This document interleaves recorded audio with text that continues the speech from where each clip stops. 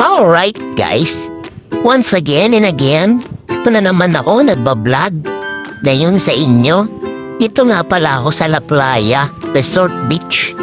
Ayan, naglalakad ako niyan para ikutin ko yung buong beach na ito. Kasi sabi nila it's napakaganda raw ng surroundings dito. Paano masabi? Kaya pinuntahan ko. Ayan guys.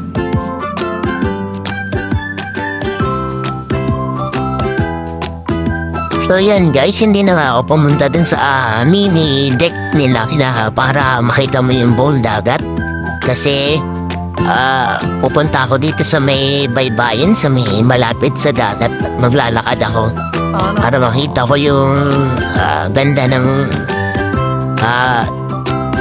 dagat natin dyan sa La Playa Beach.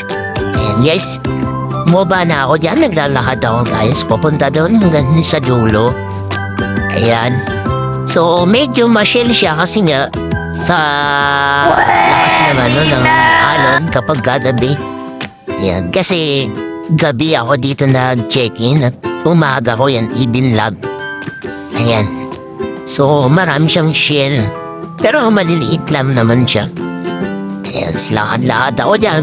So yung nasa papanik sa kabilang side para makita natin yung iba pang views guys. Ayan.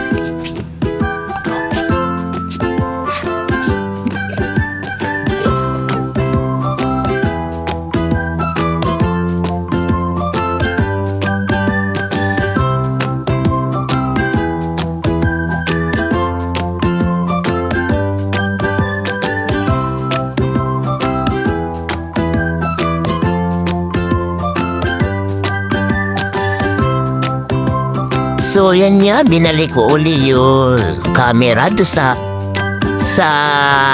views ng ating dagat. Yan guys, yan.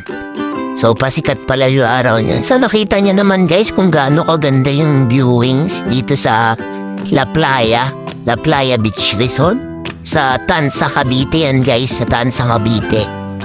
Yan. So baka magustuhan nyo, okay naman.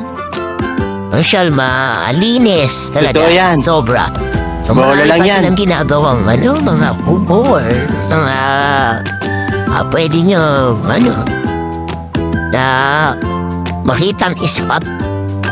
Okay. Ayan guys. Hey guys, hanggang sa susunod na vlog ulit guys. Bye bye.